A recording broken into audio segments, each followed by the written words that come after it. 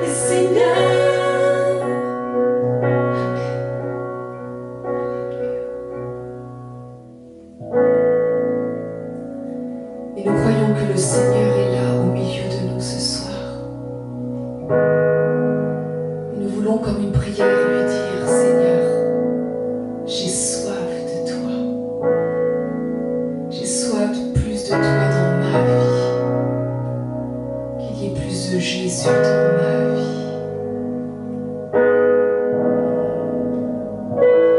J'ai soif de ta présence, divin chef de ma foi, dans ma faiblesse immense, que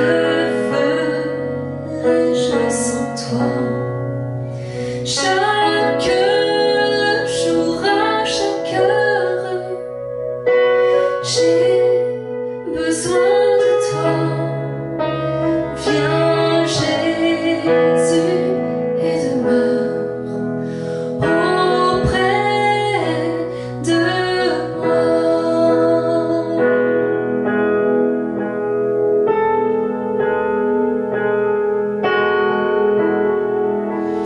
Pendant les jours d'orage, d'obscurité, d'effroi, quand faiblit mon courage, que ferais-je sans toi?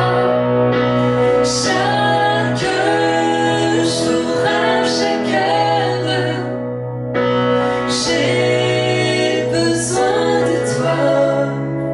Viens Jésus et demeure auprès de moi.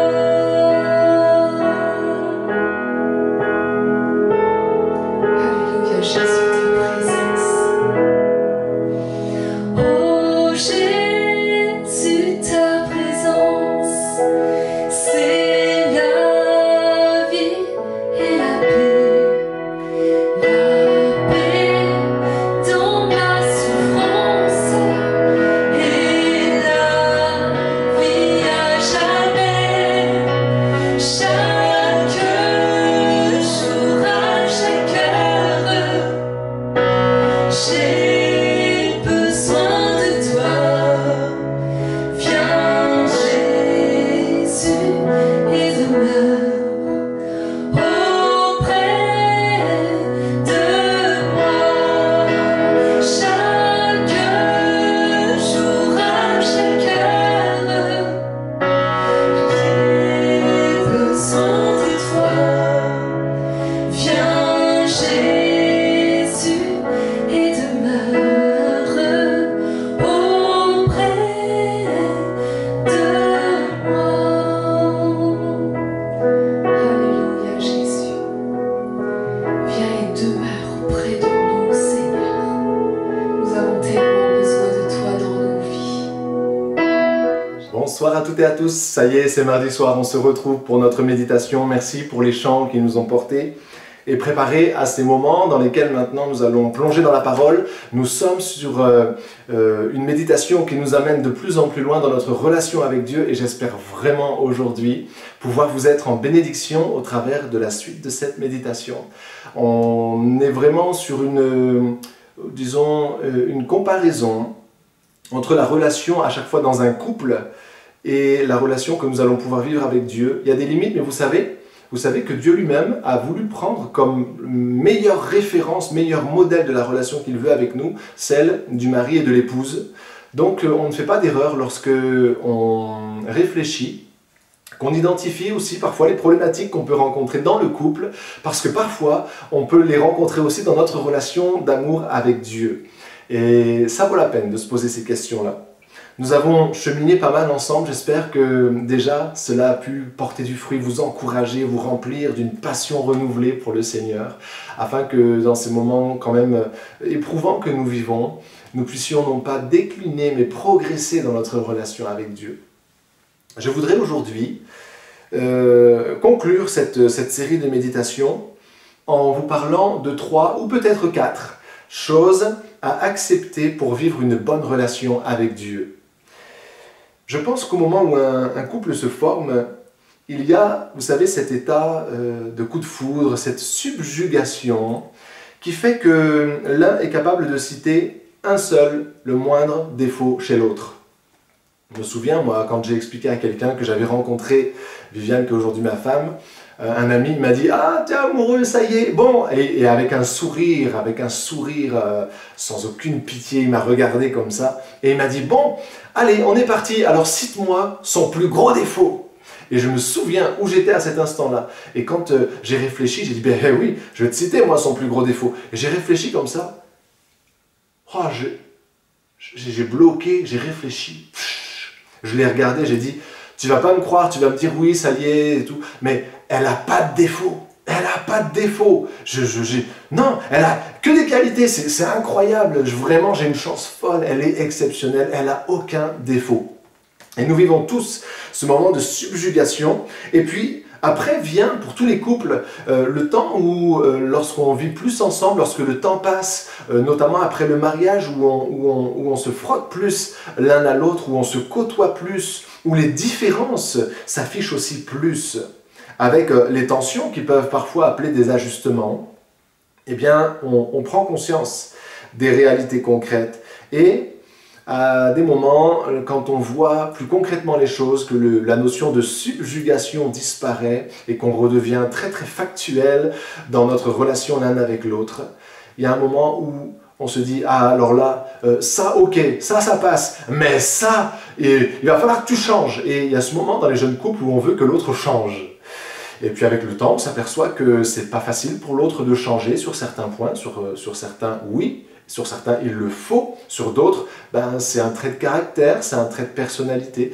Et avec le temps, ben, on apprend à l'accepter et on arrête de se soumettre à la tentation de vouloir faire changer l'autre pour le faire correspondre à l'image qu'on avait de lui lorsqu'on était dans la subjugation.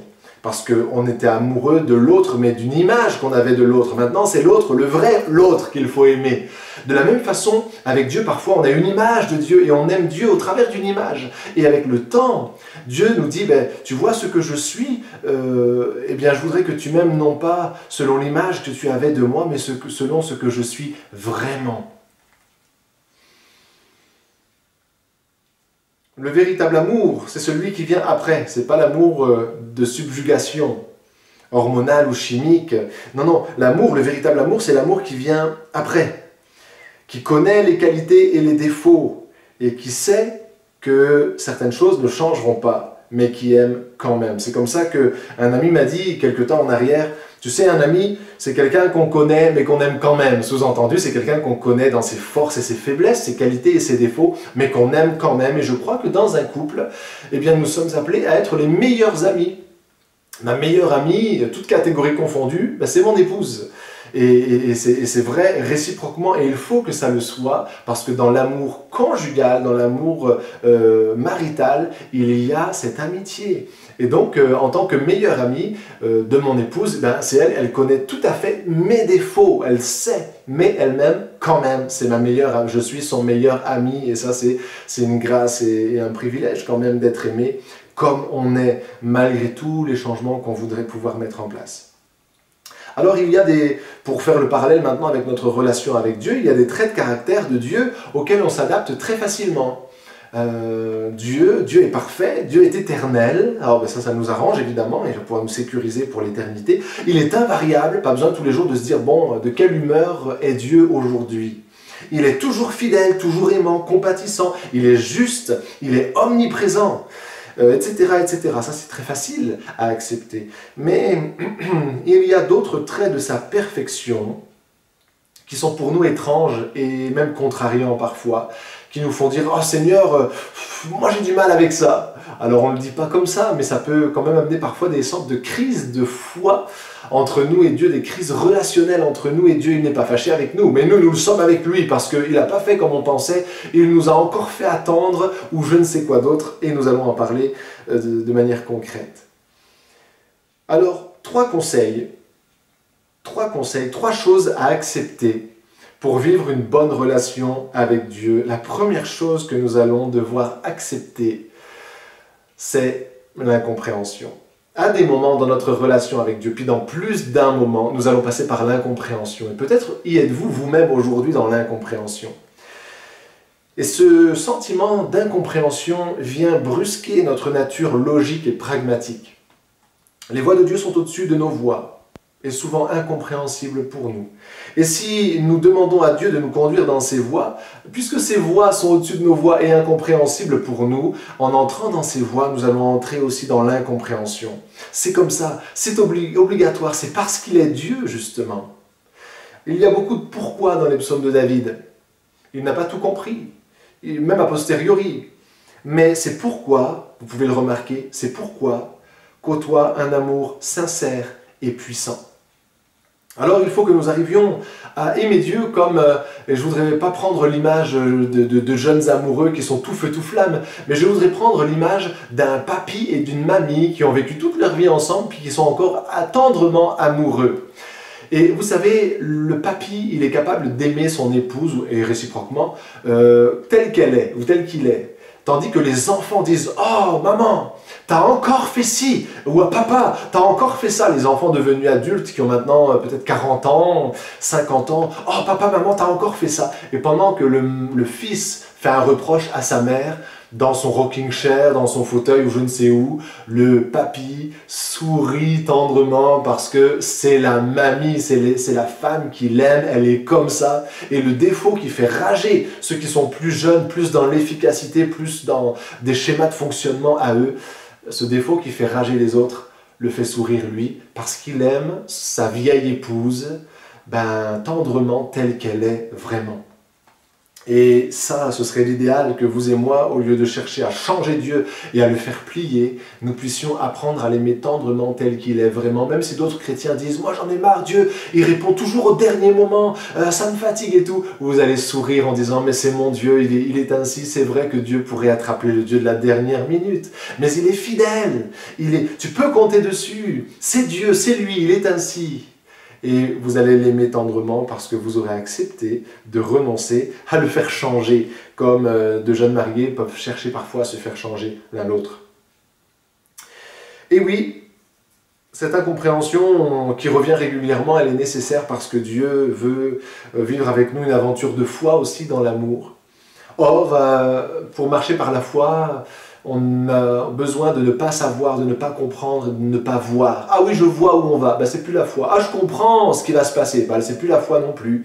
Alors le Seigneur nous amène sur des chemins d'incompréhension volontairement pour vivre avec nous une aventure de foi. Jean, l'apôtre Jean, servait Dieu par exemple depuis des dizaines d'années, c'était l'apôtre de l'amour et il avait tant à faire, tant à communiquer à ces milliers de nouveaux convertis qu'il aimait comme un père. Il veillait sur toutes les assemblées de la circonscription d'Éphèse et il enseignait la toute-puissance de Dieu sans hésitation. Dieu peut tout, Dieu est partout, Dieu est amour, etc.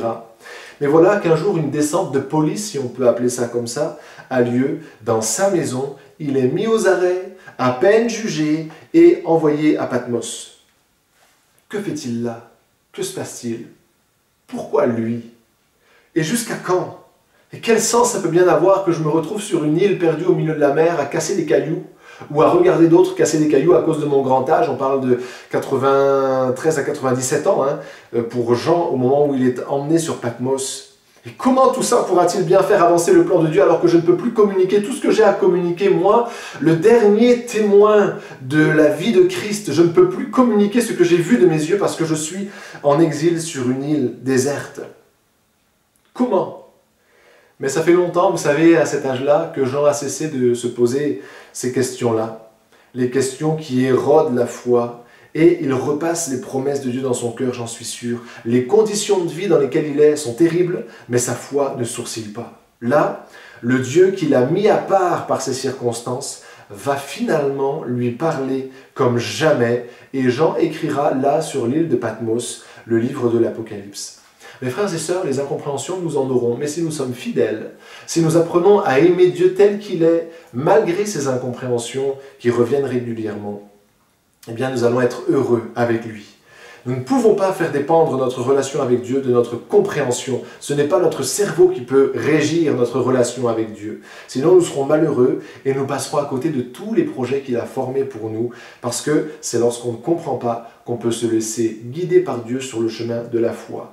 la foi à laquelle il répond toujours. Donc, si nous voulons vraiment vivre une histoire d'amour durable avec Dieu, eh bien, il y a des traits de caractère que nous allons vraiment aimer, et il y a peut-être des traits de caractère que nous n'allons pas apprécier, comme cette incompréhension, ou ces sentiments par lesquels nous allons passer, que nous n'allons pas apprécier, cette incompréhension, qui va nous rendre le chemin parfois inconfortable, mais avec le temps, vous allez voir que même dans l'incompréhension, Dieu garde toutes choses sous son contrôle. Deuxième chose qu'il va falloir accepter, même si c'est désagréable, j'ai appelé ça l'altercentrisme. C'est pour faire opposition à l'égocentrisme. L'altercentrisme, c'est une vie, une pensée, une affection qui va être centrée sur les autres et non pas sur nous. Parce que la vie chrétienne n'est pas centrée sur nous. Et ça va venir contrarier notre nature égoïste.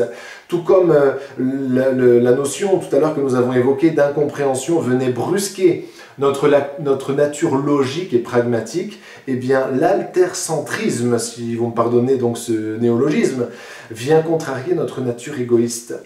Chez certains, l'amour peut être exclusif. Combien de fois on a vu des couples qui se sont formés, alors ils étaient bien intégrés dans l'église, bien intégrés dans le groupe de jeunes, ils avaient toujours la porte ouverte lorsqu'ils étaient chez les parents, ils avaient un large réseau de relations sociales, mais lorsqu'ils se sont mariés par exemple, ou alors lorsqu'ils se sont tout simplement rencontrés, ils ont disparu des écrans radars, leurs amis n'ont plus entendu parler d'eux, les membres de famille les ont vus de moins en moins, à l'église, au groupe de jeunesse de moins en moins, parce qu'ils ont recentré leurs relations de manière exclusive l'un sur l'autre, et ils ont isolé leur petit monde dans une bulle réductrice malheureusement, impénétrable pour les personnes étrangères, et malheureusement, les personnes étrangères, c'était tout le monde. Tout le monde était étranger à leurs relations, personne ne pouvait comprendre ce qu'ils vivaient, ils s'étaient centrés sur eux-mêmes, l'un et l'autre, et ils avaient négligé tous ceux qui vivaient autour d'eux, et ils se sont ainsi appauvris bien souvent. Mais avec le temps, souvent les jeunes couples réagissent et se réinsèrent, parce que c'est très important de le faire et le plus vite possible, se réinsèrent dans l'église, dans les groupes de jeunes, dans les relations sociales et familiales normales. Mais lorsque nous avons trouvé Dieu, nous avons vite compris qu'il nous aimait d'un amour parfait, mais qu'il aimait aussi tous ceux qui sont dans la souffrance, la perdition, et nous avons dû accepter, peut-être que pour quelqu'un c'est encore en cours, nous avons dû accepter que notre vie avec Dieu nous amène à nous préoccuper beaucoup plus des autres que de nous-mêmes, car l'amour de Dieu nous appelle instantanément à l'amour du prochain. D'ailleurs, c'est le deuxième commandement, tu aimeras le Seigneur ton Dieu de tout ton cœur, et ton prochain comme toi-même. Ça va devenir comme un prolongement évident. D'une, parce que Dieu répand son amour dans nos cœurs par le Saint-Esprit, et que son amour nous fait aimer les autres. Et vous avez peut-être remarqué vous-même dans votre cœur que lorsque vous vous êtes converti, vous avez prononcé ces mots, je ne sais pas ce que j'aime tout le monde. Voilà, c'est l'amour de Dieu déversé dans nos cœurs qui nous fait aimer notre prochain comme nous-mêmes, sans aucun effort. Mais deuxièmement, si l'amour de Dieu nous amène à aimer notre prochain et à nous centrer aussi sur notre prochain, c'est parce que, en fréquentant Dieu dans sa parole, dans la prière et par son esprit, nous apprenons aussi à voir comme il voit, à penser comme il pense et à aimer ce qu'il aime. Et ce qu'il aime, ce sont les âmes, non pas les objets, non pas les objectifs, mais les âmes, les personnes. Alors nous allons aller vers une vie beaucoup plus altercentriste qu'égocentrique. Qu'égocentrique. C'est la deuxième chose qui peut être difficile à vivre dans la relation avec Dieu. Je parlerai aussi du silence. Du silence. Oh, il ne parle pas. Je lui demande, il ne me répond pas. Et ce trait de caractère-là, parfois ça me fatigue. Ah, mais ça arrive. Que Dieu se taise et que Dieu fasse silence. Dieu ne répond pas toujours, en tout cas pas toujours tout de suite. Et ça, ce silence vient contrarier notre nature anxieuse et incrédule. On est anxieux et incrédule et on veut être rassuré par un rappel permanent de ce que Dieu a parfois déjà dit dans sa parole ou quoi. Lorsqu'une chose nous a été dite par quelqu'un, on est capable de vérifier en disant « Mais t'es sûr? Qui c'est qui te l'a dit? D'où ça te vient ça ?» On vérifie parce qu'on a cette nature-là qui est un petit peu inquiète et anxieuse. Dieu parle tantôt d'une manière, tantôt d'une autre, mais pas à la légère. Dieu parle assez, car il ne nous laisserait pas, en tant que bon Père Céleste, aimant et plein de bons soins envers nous. Il ne nous laisserait pas sans les moyens nécessaires pour nous sortir d'une épreuve, par exemple. Il ne nous abandonne pas, il nous donnerait forcément les moyens nécessaires pour marcher sur le bon chemin et entrer ou rester dans ses plans. Mais dans ses paroles, Dieu nous donne souvent juste ce qu'il faut pour faire un choix entre deux options, suivre sa voie avec le peu qu'on sait, ou suivre la nôtre avec le peu qu'on sait aussi, parce que nous ne savons pas où elle mène. Et il y a un choix à faire. Et souvent, lorsque Dieu fait silence, c'est qu'il a déjà dit quelque chose, il nous a déjà donné des éléments, et qu'il attend simplement de voir, sur la base de ces éléments, quel choix nous allons faire, quelle décision nous allons prendre.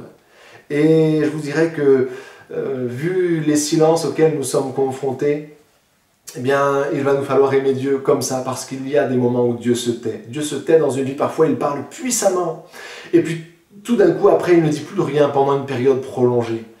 C'est ainsi que Dieu voit aussi si nous l'aimons, si nous allons choisir sa voie, si nous allons garder les paroles qu'il nous a données, ou si, faute d'en avoir une fraîche de moins de 48 heures, nous allons abandonner toutes celles qu'il nous a données précédemment. Il nous regarde, il est attentif à nous, il nous éprouve.